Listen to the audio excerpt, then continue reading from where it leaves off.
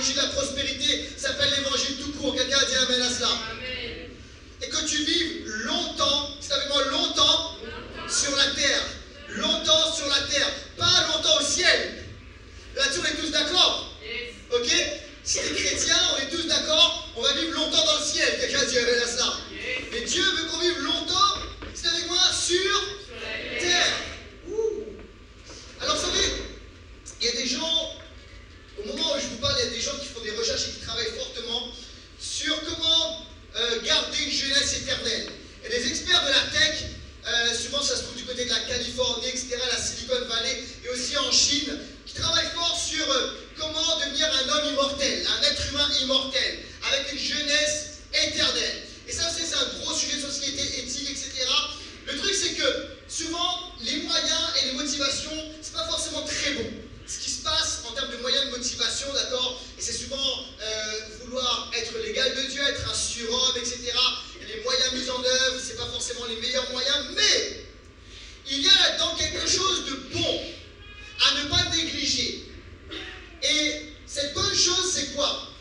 C'est le fait de ne pas vouloir mourir. Et à chaque fois qu'on est confronté à des situations de mort, près de la mort, quelqu'un dans notre entourage qui décède, il y a quelque chose en nous qui crie non, c'est pas normal. En réalité, la mort est une anomalie. Ça n'a jamais été le projet et le plan de Dieu. Et en fait, les amis, écoutez bien, il y a plein de choses qu'on a prêchées de la parole. Mais il y a, je crois, des promesses qui ont été délaissées. Il y a des choses de la parole qui ont été comme oubliées, ça a été mis de côté. Et qu'il faut saisir, parfois dépoussiérer, dans lesquelles il faut entrer. Parce que nous croyons dans le plein évangile, dans l'intégralité de la parole de Dieu. Quelqu'un a dit amen à cela. Et ce qu'on veut, c'est tout ce que Dieu a promis pour nous. Quelqu'un a dit amen. Et ça va apparaître à l'écran. Il y a des bénédictions qu'on a laissées de côté. Il y a des promesses qui ne sont pas emparées. Parmi celles-ci, vivre longtemps et fort pour Dieu. Peut-être vous allez me dire, Laurent, peut-être c'est un passage, deux passages, mais c'est quelque chose qui n'est pas très significatif dans les Écritures. Bim, faux. Faux. Il y a plein de passages qui parlent du fait de vivre longtemps sur la terre et fort. Alors, je vois la façon dont vous me regardez, et j'ai l'impression que vous doutez. Il y en a plein. Et en fait, il y en avait tellement que je dis, non, ça va prendre trop de temps. Je vous assure, j'ai dû élaguer. Alors, on va en lire plusieurs, et même pas mal aujourd'hui, mais sachez que j'en ai enlevé plein. Regardez ce que dit la parole dans Exode chapitre 23, verset 25 à 26. Vous servirez l'Éternel votre Dieu, et il bénira votre pain et vos eaux. Amen. J'éloignerai la maladie du milieu de toi. Il n'y aura dans ton pays ni femme qui avorte, ni femme stérile. Je remplirai le nombre de tes jours. Je remplirai le nombre de tes jours. Psaume 91, verset 16. Ça, c'est un psaume qu'on lit souvent. En tout cas, moi, je lis souvent, surtout à mes enfants. Et on l'a relu cette semaine. Et je vous avoue, vous savez, tu lis et tu ne fais pas attention. Pendant longtemps, j'ai lu ce psaume. Et puis, je pensais souvent à la délivrance. Tu sais, le psaume de protection. On connaît bien le psaume 91 pour ça. Pour ceux qui ne le connaissent pas, peut-être vous faites des cauchemars la nuit. Peut-être vous êtes tourmenté la nuit. Peut-être vous sentez des oppressions la nuit. Lisez le psaume 91. Amen. Mais le psaume 91 finit d'une manière extraordinaire.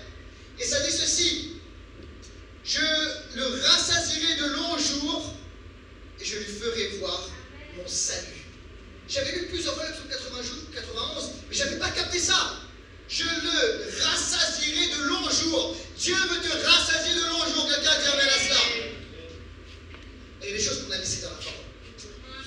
Ah, on n'a pas exploré ces choses-là. On n'a pas été là-dedans. Deutéronome 30, verset 19 à 20. Choisis la vie afin que tu vives, toi et ta postérité, pour aimer l'Éternel ton Dieu, pour obéir à sa voix, pour t'attacher à lui.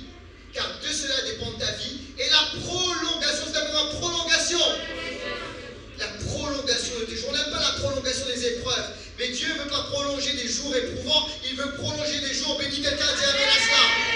Et enfin, on l'a lu, le verset clé. Afin que tu sois heureux et que tu vives longtemps. Éphésiens chapitre 6, verset 3. C'est pas un truc de l'Ancien Testament. C'est un truc de l'Ancien et du Nouveau Testament. Une promesse, une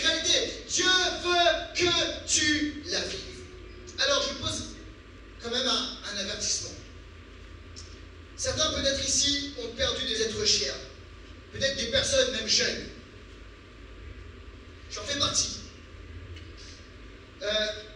Moi, j'ai perdu ma cousine qui avait 24 ans, elle venait de se marier et d'avoir un enfant. Et ça fait partie des réalités, parfois, qu'on a pu vivre. Et je ne veux manquer de respect à qui que ce soit ici. Je ne suis pas en train de dire que parce qu'on a perdu quelqu'un jeune, on a manqué de foi, la personne a manqué de foi. Il y a encore pas si longtemps que ça, il y a un frère d'une autre église que je connaissais bien, que j'aimais beaucoup, qui venait de se marier. J'avais fait son mariage et 1 an plus tard, j'ai fait ses obsèques. Donc il y a des réalités qu'on a traversées. Et ce n'est pas quelqu'un qui est insensible, qui n'a pas vécu ces réalités, qui vous prêche quelque chose comme ça. Je veux vous respecter. Et je ne suis pas en train de dire qu'on a manqué de foi, etc. Mais la parole de Dieu doit surpasser notre expérience. Et nous devons nous appuyer sur la parole. Comme lorsqu'on prêche sur la maladie, sur la guérison. Est-ce qu'il y a des situations de maladie? Oui. Est-ce que nous croyons que Dieu guérit? Oui. Est-ce que parce que nous ne voyons pas toujours la guérison divine, on va s'arrêter de prêcher? Non, on va prêcher plus fort sur le fait que Dieu guérit. Quelqu'un a dit amen à cela. Et on va continuer de croire, de proclamer, de dire Jésus guérit. Alléluia. Donc, notre théologie, ce que nous croyons, doit surpasser notre expérience. Laissez-moi entendre un bon amen à ça, s'il vous plaît. Maintenant, je peux entrer dans le message. Premièrement, la mort est un ennemi. Amen.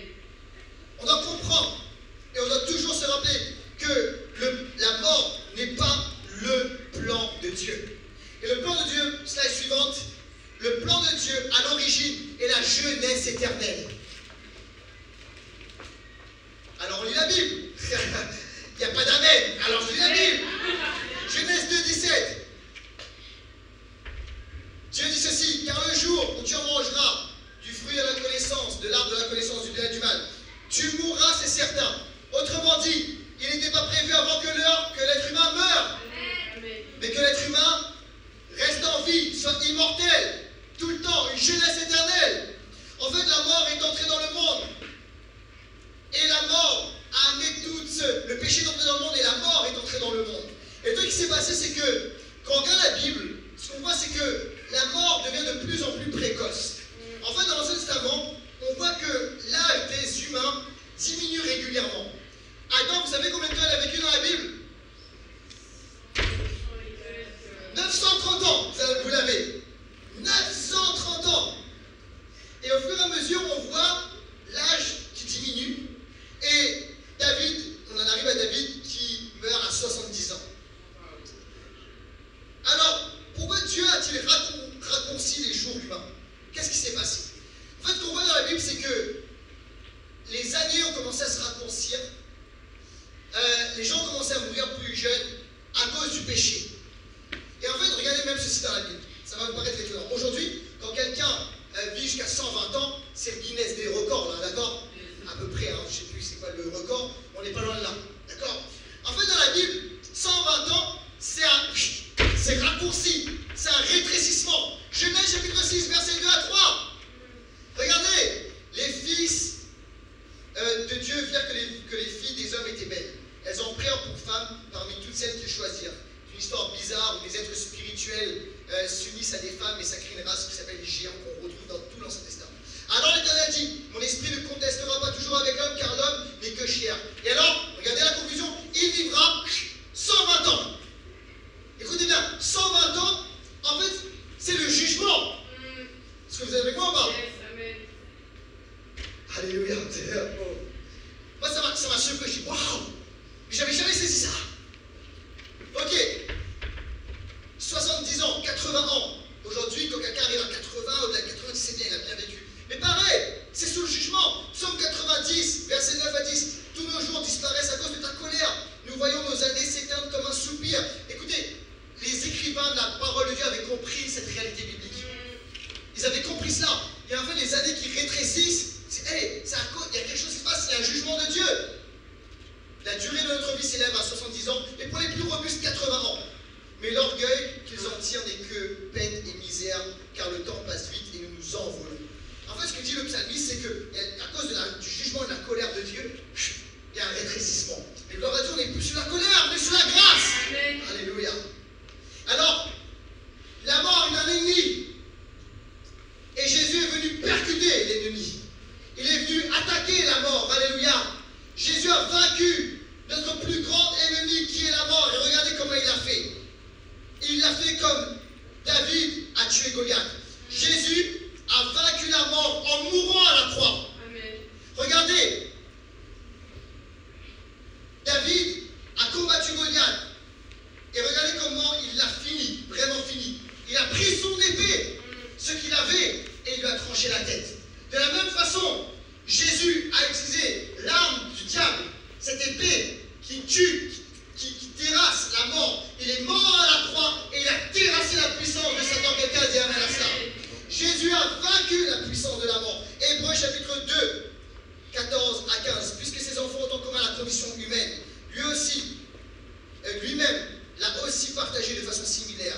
Ainsi, par sa mort, il a pu rendre impuissant celui qui exerçait le pouvoir de la mort, c'est-à-dire le diable. Alléluia. Jésus a renversé le Goliath spirituel et libéré tous ceux que la peur de la mort retenait leur vie durant dans l'esclavage. Alors Jésus est venu libérer de la mort. Il est venu te libérer de la peur de la mort. Je crois qu'à l'origine de toutes les peurs, il y a la peur de la mort.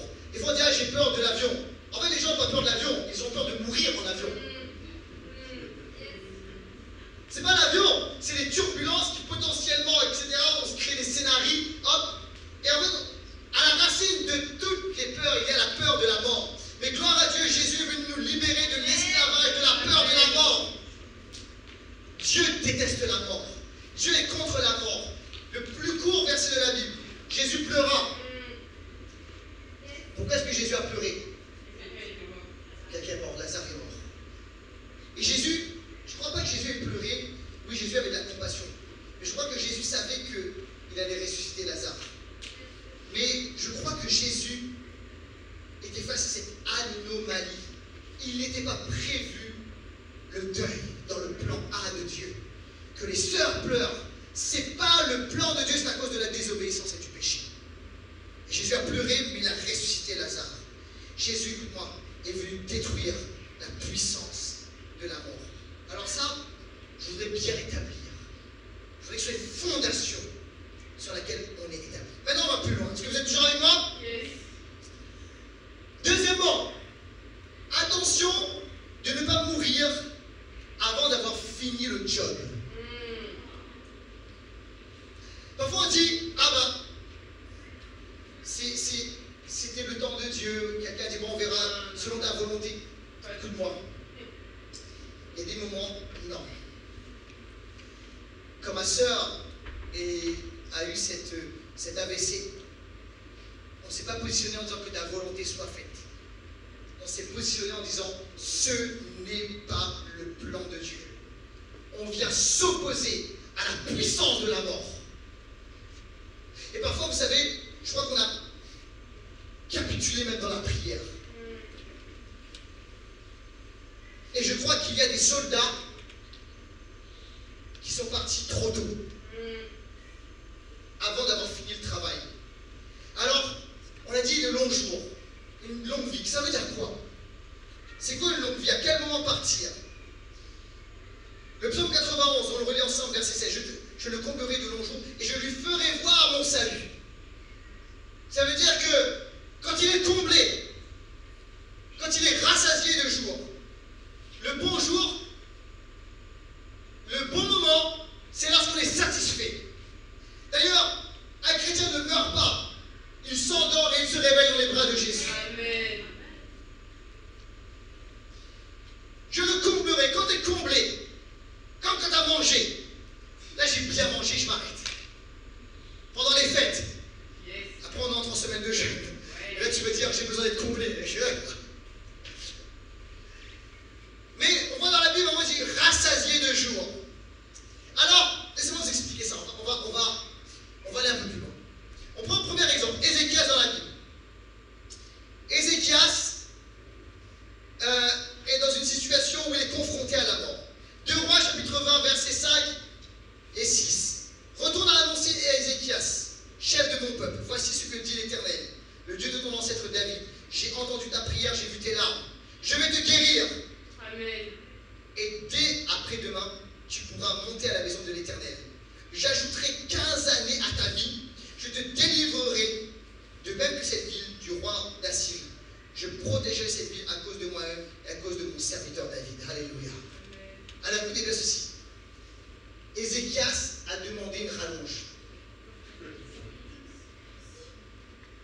Est-ce que vous êtes avec moi? Yes. Il a dit, c'est pas le moment. J'ai pas fini le job. Et alors, le Seigneur a ajouté 15 ans, pas 15 jours, pas 15 semaines, pas 15 mois, 15 ans Yes. à sa vie. Quand c'était le moment de partir, il est parti. Est-ce que vous me suivez, Église? Oui. Alors, il y a des moments où on est attaqué. Il y a des moments où on comprend que Satan est en train d'attaquer notre santé, etc. Est-ce qu'on a fini le job? Non. Et alors, écoute-moi, dans la prière, on peut demander une rallonge. Je dis, Seigneur, non, pas maintenant. On continue ensemble. Deuxième exemple, Paul. Paul, il semble, quand on lit la parole, tu as l'impression qu'il décide de son heure de départ, selon ce qu'il lui reste à faire. On lit ensemble. Est-ce que vous êtes toujours avec moi, l'église? C'est bien bas. Ok. Ça, c'est la première fois que je prêche ça, c'est la première fois que tu entends ça. Est-ce qu'il y a des gens dans cette salle, c'est pareil? Ok, alors suivez-moi bien, j'aime ça. Philippiens chapitre 1, versets 21 à 25. En effet, Christ est ma vie et mourir représente un gain. Il commence en disant, je préfère mourir. Il commence par là. Cependant, s'il est utile pour ma tâche que je vive ici-bas, je ne saurais dire ce que je dois préférer. Je suis tiraillé des deux côtés. Je ne sais pas quoi choisir. Qu'est-ce que je prends? C'est ça, je suis tiraillé des deux côtés. Viande ou poisson, je ne sais pas. J'ai le désir de m'en aller, d'être avec Christ, ce qui est de beaucoup le meilleur. Mais à cause de vous, il est plus nécessaire que je continue à vivre ici-bas. Persuadé de cela, je sais que je resterai, écoute-moi, je sais que je resterai et demeurerai avec vous tous pour votre progrès et votre joie dans la foi. Amen. Amen. Et dit vraiment, ok, je préfère partir. Mais, parce que j'ai encore un job à faire avec vous, je vais rester là. Allez, c'est pas encore le moment. Oui, je veux aller au ciel, mais j'ai un travail à faire. Ça, les amis, c'est un signe de puissance. C'est un signe d'autorité spirituelle. Et plus j'apprends dans la parole. La dernière fois, vous savez, j'étais en voiture avec mes parents. Vous savez où est-ce qu'on allait? On allait, j'ai un oncle qui est parti dans la gloire. Il s'est endormi. Il a dit, c'est fini son temps. Il s'est endormi auprès du Seigneur. Et dans la voiture, je parlais avec mes parents. Et je leur dis ceci. Il y a des secrets de la parole, il y a des choses. Plus je lis la parole, plus j'étudie, plus il y a des trucs qu'on n'a pas encore. On n'a pas encore été. Il y a des choses comme si ça. Il dit moi-même, alors c'est comme si on nous a cachés. Je sais, je sais pas trop qui, hein. On nous a cachés, puis il y a des trucs. Ça me retourne l'esprit. Il faut qu'on aille encore en profondeur, plus dans la parole. Amen. Et Dieu va pas encore explorer, on n'a pas encore été, etc. Et j'aime ça. Vous savez, il y a 40 ans, il y a des gens qui sont arrivés, qui ont dit on doit prêcher le plein évangile. Vous savez, des gens comme Yonggi Cho, par exemple, ils sont arrivés, ils ont dit on doit maintenant prêcher le plein évangile. D'accord, le full gospel. On doit prêcher le plein évangile. Alors là-dedans, il y a la guérison, il y a le baptême du Saint-Esprit, il y a, comment dirais-je, la délivrance, etc. Il y a le monde spirituel, le plein évangile, parce qu'il n'y avait que, parfois il n'y avait que souvent le salut, puis le salut. Voilà. Et il dit, mais c'est pas juste, on est sauvé, puis on attend, il y a plus que cela. Et après, on a commencé, là, on est dans la saison, on est dans l'évangile, c'est le royaume. On comprend qu'on a plus, mais plus on est dans cette dimension des profondeurs de Dieu, c'est waouh! Il y a des secrets, il y a des révélations dans lesquelles on doit aller. Quelqu'un a dit amen à ça. Et on doit explorer ces choses-là. Même ça nous fait tourner la tête. Et Paul dit, hé, je choisis. Petite parenthèse, regardez ceci. Paul dit, je resterai. Je sais que je resterai. On trouve cette idée de rester en vie, on retrouve l'idée ailleurs dans la Bible. Dans 1 Thessaloniciens, par exemple, l'apôtre Paul, chapitre 4, verset 15, il dit ceci. Car voici ce que nous déclarons d'après parole du Seigneur. Nous qui serons restés en vie. Dites avec moi, restés en vie. Au moment où le Seigneur viendra, nous ne précéderons pas ceux qui sont morts. Là, ici, ça nous parle de l'enlèvement. Il y a un moment, peut-être pour ceux qui ne savent pas, on va vivre un truc, ça va être vraiment très très fun. La Bible dit qu'à la fin des temps, on va vivre un truc qui sera génial. En fait, on va être propulsé en l'air, dans les airs, et on va aller à la rencontre du Seigneur. Ça s'appelle l'enlèvement. Ça va être trop fort. La gravité n'aura plus de pouvoir. Ce que tu lis, ce que tu regardes, dans les Marvel, tu vas vivre, ce sera toi et moi. L'enlèvement. C'est trop cool. Quand je raconte ça à mes enfants, ils sont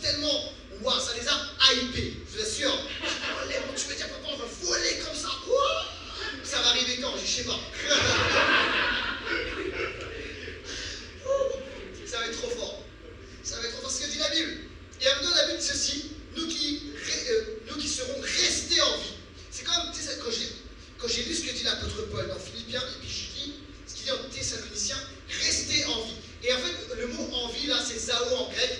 Et ça ne veut pas dire que c'est pas juste rester biologiquement en vie. C'est pas ça. C'est zao, c'est de zoé, c'est le même mot. Et c'est avoir la vraie vie, une vie active, bénie, destinée au royaume de Dieu, en pleine vigueur. Même, je regardais les traductions, c'est même dit être frais. Tu peux être fresh. Alléluia. Fort, efficace. C'est ce que ça veut dire. Et en fait, rester en vie, encore une fois, je crois qu'il y a quelque chose qui va se passer. Peut-être pas obligé de me suivre là-dedans. Mais je pense que l'apôtre Paul dit ceux qui restaient en vie. Je pense que dans la fin des temps, il va se passer quelque chose, que cette génération-là la génération avant l'enlèvement, aura appris à rester en vie jusqu'à l'enlèvement. Ça, c'est pour moi. Ok, fermons la parenthèse. Et ça démontre une vie de puissance. On saisit les choses. L'apôtre Paul dit je choisis de rester en vie. Alors, l'apôtre Paul dit ceci: j'ai combattu le bon combat, j'ai terminé la course, j'ai gardé la foi. 2 Timothée chapitre 4, verset 7. Regardez bien. À plusieurs reprises, l'apôtre Paul a été lapidé. D'accord? Par des spécialistes de la lapidation. Les gars savaient comment lapider pour quick. Mais l'apôtre Paul, dans ces situations de lapidation, n'est jamais mort. Jamais. Plusieurs fois, il a été lapidé. À quel moment l'apôtre Paul s'est endormi puis réveillé dans les bras du Seigneur? Après avoir dit j'ai combattu le bon combat, j'ai terminé la course. Rassasié de joie. J'ai fini le job, je peux partir. Est-ce que vous êtes avec moi ou pas? Et je voudrais regarder ceci. On peut vivre longtemps et fort. Moïse, troisième exemple. Moïse n'a pas perdu sa vigueur. Deutéronome chapitre 34, verset 7. Moïse était âgé de 120 ans lorsqu'il mourut. Sa vue n'était pas affaiblie et il n'avait pas perdu sa vigueur. Alléluia. Donc il y a des promesses de Dieu. On peut prendre des kilomètres, mais le moteur est toujours intact. La carrosserie est renouvelée. Quelqu'un a dit amen à cela. C'est ce qui s'est passé pour Moïse. Écoutez, c'est la parole de Dieu. Et tout ce que dit la parole, je le crois. Amen. Et je veux le vivre. L'intégralité de la parole de Dieu. Alléluia. Alors les amis, ça nous parle du pouvoir de la langue. Le pouvoir de la langue, c'est très important, ça apparaît à l'écran. La langue a pouvoir de vie et de mort. Ceux qui aiment parler en goûteront les fruits. Proverbe 18, 21. Alors, vous savez, fais attention à la façon dont on parle. J'ai remarqué même dans le langage courant, j'ai l'impression que même pour des choses, des banalités, on utilise plus mort que vie. D'accord? Mort de rire, MDR. Ok? Attention, je ne vais pas tomber dans le légalisme, etc. Et tout. Bon, comprenez, moi ça m'arrive de mettre MDR et tout, d'accord? Mais, tu sais pourquoi on ne dirait pas, je sais pas, vivant, je sais pas comment, mort de rire, plein de vie, je sais pas trop, bref. Tu vois? Mort de rire. Je meurs de faim! Je meurs de faim, constamment, je me. Constamment, tu vois? Peut-être qu'il y a même une stratégie de l'ennemi à travers ça, de vouloir, tu vois, de banaliser la mort. Alors que c'est un ennemi, on l'a dit. Et les amis, on doit faire attention à la façon dont on parle. D'accord? N'appelons pas la mort. Des fois, il y a des gens, dans les situations de délivrance, on les accompagne, on prie pour eux. Et puis, c'est des personnes qui ont appelé la mort même de manière inconsciente. Et on doit briser cela. Alors moi, je déclare sur leur vie et je leur fais déclarer, non, je ne mourrai pas, je vivrai et je proclamerai, je publierai les œuvres de l'Éternel. Et là, on va briser toute la puissance de la mort. Les gens qui ont appelé la mort, j'ai envie de mourir, je vais mourir jeune. Non, tu dois briser cela. Ça doit, repens-toi de ces paroles. Le Seigneur te lave, il te pardonne, il te couvre de son sang. Mais repens-toi de ces paroles. Déclare, je vais vivre longtemps. Déclare, je serai en pleine forme. Déclare, je vais faire des exploits. Déclare, je suis béni. Quelqu'un qui avait la cela. Déclare. Et on prend plusieurs exemples comme ça. Regardez Samson. Avant de mourir, il a dit que je meurs de la mort des justes. Et après, il est mort. Donc il y a eu une parole. D'accord? Regardez Étienne. Étienne a vu Jésus. Et alors, il a vu Jésus et il a dit. Il a prononcé le pouvoir de la langue, de la parole. Seigneur, accueille mon esprit. Et même Jésus sur la croix. Je remets mon esprit entre tes mains. C'était le moment pour eux. Ok? Mais regardez l'impact et le pouvoir de la langue. Jusqu'à ce que ce soit le moment, proclame, déclare la vie. Amen.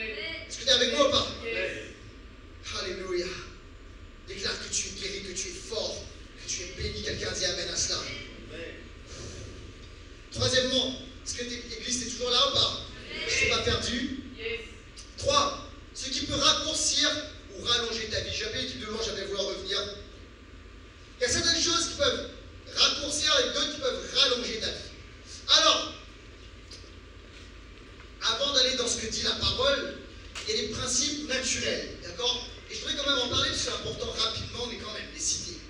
Les principes naturels, tu as l'alimentation, ok? Ce que tu manges, c'est important, ok?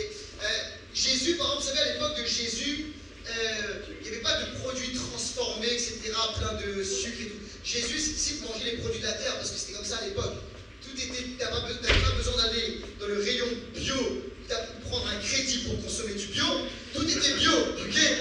C'était les produits de la terre, ok? Donc, il y avait une bonne alimentation.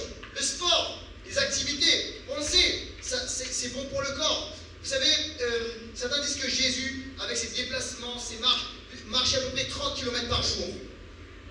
D'accord? Il n'y avait pas de métro, il n'y avait pas de bus, il n'y avait pas de voiture, il n'y avait pas tout ça. Il n'y avait même pas de vélo électrique. Et voilà. Voilà. Donc il fallait marcher. Alors, probablement 30 km par jour. Donc, naturellement, il y avait du sport. Ok? On sait aussi ce qui est important, les relations sociales. Il y a des études qui ont été faites, et des endroits où il y a des bonnes relations sociales, où les gens sont bien entourés, il y a des amis, où il y a du fun, où on rit, etc. C'est des endroits où on vit plus longtemps. Ok? Donc ça c'est important, puis c'est des principes naturels. Maintenant, je voudrais vous parler de ce que la Bible dit. Et la Bible donne des promesses, d'accord? Et avec ces promesses avec des principes, et sur ces principes sont attachés des promesses, tu vivras plus longtemps. Alors, là encore, j'ai élagué. Encore ce matin, je dis non, ça va être trop long sinon.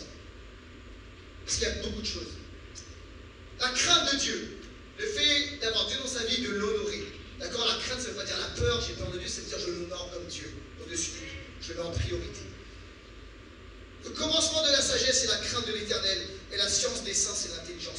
Et ça commence avec la crainte de l'éternel. C'est par moi que tes jours, c'est par moi, que tes jours se multiplieront et que les années de ta vie augmenteront. Alléluia.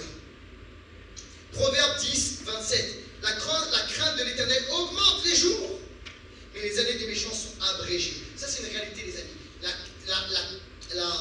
Les années des méchants sont abrégées. Et les choses, je ne peux pas vous raconter tout, ok? Mais il y a des situations où des fois, tu te dis comment ça se fait, il y a tellement d'injustice, cette personne. Et bien, j'ai vu des situations où des personnes qui ont fait des actes abominables, des choses qui leurs jours ont été abrégés. Je l'ai vu. Et je ne suis pas en train de dire, attention, je ne suis pas en train de dire que parce que quelqu'un meurt jeune, que c'est une personne méchante. C'est pas forcément ça. D'accord? Ça ne marche pas dans l'autre sens. Vous êtes avec moi? Ok, ouais, bien sûr. La pratique du bien et de la justice. Venez mes fils, écoutez-moi. Je vous enseignerai la crainte de l'Éternel. Quel est l'homme qui aime la vie, qui désire la prolonger pour jouir du bonheur? Préserve ta langue du mal et tes lèvres des paroles trompeuses. Éloigne-toi du mal, fais le bien, recherche et poursuis la justice. Deutéronome 25, 15. Tu auras un poids exact et juste. Tu auras un épha exact et juste, afin que tes jours se prolongent dans le pays que l'Éternel, ton Dieu, te donne. Donc ça parle ici de quoi? De faire le bien, de parler bien, et d'être dans la justice et l'équité. Et si on dit ceci, j'allongerai Dieu, je prolongerai tes jours. L'obéissance aux principes et aux lois de Dieu, l'obéissance à Dieu, à un roi, là c'est pareil, il y a beaucoup de choses. 1 Roi 3, 14. Si tu marches dans mes voies en observant mes lois et mes commandements, comme l'a fait David ton père, je prolongerai tes jours. Deutéronome 4, 40. Observe ces lois et ces commandements que je te prescris, afin que tu sois heureux, toi et tes enfants après toi, et que tu prolonges désormais tes jours dans le pays que l'Éternel te donne. Alléluia. Deutéronome 5, 33. Vous suivrez entièrement la voie que l'Éternel votre Dieu vous a prescrite, afin que vous viviez, que vous soyez heureux, afin que vous prolongiez vos jours dans le pays dont vous aurez la possession. Alléluia. La sagesse et l'intelligence spirituelle. Heureux l'homme qui a trouvé la sagesse et l'homme qui possède l'intelligence. Une longue vie est dans sa main droite et dans sa gauche se trouve la richesse et la gloire. Amen. Alléluia. Donc l'intelligence et la sagesse spirituelle de Dieu, ça nous permet de vivre une longue vie, dit la parole. La générosité. Un prince sans intelligence, multiplie les actes d'oppression. Mais celui qui est ennemi de la cupidité, celui qui veut garder son argent, qui est prêt ses sous, d'accord, celui qui est ennemi de cela, prolonge ses jours, dit la Bible. La transmission générationnelle. Vous les enseignerez les questions de la loi de l'Éternel, les principes de Dieu. les enseignerez à vos enfants, et vous leur en parlerez quand vous serez dans ta maison. Quand tu iras en voyage, quand tu te coucheras, quand tu te lèveras, tu les écriras sur les poteaux de ta maison et sur tes portes. Et alors, vos jours et les jours de vos enfants, dans le pays que l'Éternel a juré à vos pères de leur donner, seront aussi nombreux que les jours des cieux le seront au-dessus de la terre. Si on enseigne, si on transmet, il y a une transmission générationnelle de la foi et des principes de Dieu, Dieu dit, je vais prolonger vos jours. Mon fils, n'oublie pas mes enseignements. Proverbe 3, 1 et 2. Et que ton cœur garde mes préceptes, car ils prolongeront les jours et les années de ta vie, ils augmenteront ta paix. Alléluia. Veillez sur ces paroles et veillez à ne pas prononcer des paroles de mensonge. Regardez ce qu'il est écrit. Si quelqu'un en effet veut aimer la vie et voir des jours heureux, qu'il préserve sa langue du mal et ses lèvres des paroles trompeuses. Ça c'est le Nouveau Testament, encore une fois, Nouveau Testament. 1 Pierre 3, 10. Alors il dit ceci, si quelqu'un veut aimer la vie et voir des jours heureux. Là vous allez me dire, Laurent, il n'est pas question là tout à fait de longs jours, de longues, comment dirais-je, de vivre longtemps. En fait, quand tu regardes bien ce passage, Pierre ici est en train de paraphraser, d'accord, de citer un psaume, c'est le psaume 34. Mais la citation exacte du psaume 34, c'est là, ça apparaît à l'écran. Psaume 34, verset 3, verset 13 à 14. Regardez bien, il est en train de paraphraser ce psaume. Quel est l'homme qui aime la vie, qui désire la prolonger pour jouir du bonheur? Préserve ta langue du mal et tes lèvres des paroles trompeuses. Voyez? Donc en fait, le fait de vivre, d'aimer la vie, ici, Pierre le traduit de cette façon, mais c'est le fait de prolonger des beaux jours, des jours de bonheur, avoir une longue vie. Continue, honorer ses parents. C'est bon? Moi je dis ça à mes enfants. Attention, c'est important d'honorer ses parents. Attention à l'endroit où tu parles. Ok. Alors, ça aide parfois. Il y a des parents qui sont là. Honore ton père et ta mère, afin que tes jours se prolongent dans le pays que l'Éternel, ton Dieu, te donne. Exode 20, 12. C'est pareil, le Nouveau Testament parle encore. Éphésiens chapitre 6, verset 1 à 3. Enfants, obéissez à vos parents selon le Seigneur, car cela est juste. Honore ton père et ta mère, c'est le premier commandement avec une promesse, afin que tu sois heureux et que tu vives longtemps sur terre. Là encore une fois, je pourrais vous raconter, j'ai vu ça, des personnes qui ont déshonoré leurs parents et leurs jours ont été abrégés. Les amis, autre chose, la puissance de la Sainte Seine. Il y a une puissance dans la Sainte Seine. Tu vois, la Sainte Seine, vous savez, parfois on a banalisé la Sainte Seine. Parfois même, vous savez, on l'a fait une fois de temps en temps. À plus on a choisi, on a pris la décision de faire la Sainte Seine chaque dimanche. Et moi, je peux vous encourager. Prenez la Sainte Seine à la maison. La Sainte Seine est une vraie bénédiction. Et on a choisi même de garder le mystère. Vous savez, parfois, dans la Bible, il dit, ceci est mon corps, mangez. Ceci est mon sang, buvez. Et alors, vous savez, il y a plusieurs théories, je ne vais pas rentrer là-dedans. Mais on s'est dit, est-ce que c'est un symbole? Est-ce que c'est le corps? Est-ce que, ok, on parle de la transsubstantiation, consubstantiation, etc. On dit, ok, on garde le mystère. Jésus a dit, c'est mon corps, on le déclare comme ça. Il a dit, c'est mon sang, on le garde comme ça. On n'a pas tout compris, on sera certainement éclairé dans le ciel lorsqu'on verra Jésus. Mais je crois, les amis, qu'il y a une puissance dans la Sainte Seine. Il y a une bénédiction dans la Sainte Seine. 1 Corinthiens chapitre 11, versets 29 à 30. Celui qui mange et boit indignement. Et là, il explique c'est indignement. Sans discerner, le corps du Seigneur mange et boit un jugement contre lui-même. C'est pour cela qu'il y a parmi vous beaucoup d'infirmes et de malades et que plusieurs sont morts. Ça, certains peut-être l'ont lu à plusieurs reprises. Je n'ai pas le temps de tout détailler. Peut-être certains qui sont dans les églises à plusieurs reprises, depuis longtemps. Vous avez lu ça et pendant des années, au moment de prendre la Sainte Seine, tu réfléchis bien. Tu dis, ok, je vais peut-être me rasseoir, ok. Mais j'ai tout un enseignement là-dessus. Vous pouvez aller sur YouTube ou vous retrouver un enseignement que j'ai pu faire sur la Sainte Seine. Mais le mot ici discerner, c'est le mot diakrino en grec. Et en fait, ça veut dire, c'est discerner, c'est dans le sens de prendre considération. De prendre en considération. Et la parole dit ceci, prendre en considération le corps. D'accord? Il y a une distinction, en fait, c'est le fait de distinguer. Diakrino, c'est le fait de distinguer. Il y a une distinction à faire entre le pain et le fruit de la vie. Entre le corps et le sang. Et en fait, la Bible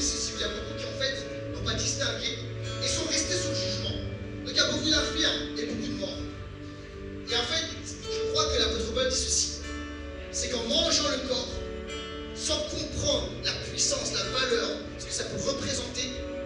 Vous êtes absolu d'une bénédiction. La bénédiction, c'est quoi? Par ses meurtrissures. Autrement dit, son corps. Par ses meurtrissures, nous sommes guéris. Vous êtes guéris. Donc c'est important de distinguer. Le sang, c'est pour la couverture, la protection spirituelle, la rémission des péchés. Le corps, le pain, une distinction à faire. On mange le corps de Christ. Pourquoi il y a deux éléments? Il y a une raison. Deux éléments. On prend le corps. Par les meurtrissures de Jésus. Le corps de Jésus a été endommagé. Il a été blessé. Il a été rendu malade quelque part. Il a été déchiré. Et alors que nous prenons le pain, notre corps à nous est régénéré. Il est renouvelé. Il y a, les amis, une bénédiction dans la Sainte Seine. J'ai vu les gens, en prenant la Sainte Seine, expérimenter la guérison divine. Véritablement. Donc écoute-moi, lorsque tu prends la Sainte Seine, distingue, diacrino, considère, discerne. Je suis en train de prendre une bénédiction pour mon corps. Le corps de Jésus a été détruit, déchiré, pour que mon corps à moi soit renouvelé, guéri, restauré. Alléluia. Et comme, peut-être certains disent, mais c'est juste une nourriture. Écoutez bien, la malédiction, la mort, la maladie est entrée dans le monde par une nourriture au jardin d'Éden. En Christ, Jésus, le nouvel Adam, par une nourriture, la bénédiction, la vie, la guérison entre sur terre, entre dans ce monde. Quelqu'un a dit amen à cela. Là, écoutez bien, il y a une bénédiction pour l'Église. Tu dis, ah mais Laurent, peut-être tu as prêché ce message, tu es peut-être encore trop jeune. Peut-être tu aurais dû attendre 40 années de plus. Mais en fait, vous savez, je vais prêcher maintenant pour déjà, comment dirais-je, spirituellement exciter notre foi, que nous puissions saisir cela, et que dans quelques années, dire, oh, tu es encore enfant pour cet âge-là, comment ça se fait? C'est parce qu'on a saisi ce message, alléluia. On a saisi cette révélation, alléluia. Et on marche dans la victoire, alléluia. Alors on vit, alléluia, des jours longs, et on vit des jours bénis, et on est fort. Alors on va vivre longtemps, jusqu'à ce qu'on a fini l'œuvre, alléluia. Quand on aura fini, on va s'endormir dans les bras de Jésus, et on va se réveiller dans les bras de Jésus, alléluia. Et jusqu'à ce que notre temps soit venu, nous allons vivre longtemps et fort, pas fatigués, pas rabougris, pas blessés, mais fort en Jésus, alléluia. Il y a les promesses de Dieu. Moi je les crois, je veux les expérimenter, je veux les vivre. Je crois que c'est le plein évangile, je crois que c'est l'évangile du royaume, je crois que c'est la révélation de la parole de Dieu. Quelqu'un dit amen à cela? Les amis, on n'a pas idée de la grandeur de l'œuvre de Jésus, de la rédemption de Jésus, de ce que Jésus a accompli sur la croix. C'est grandiose,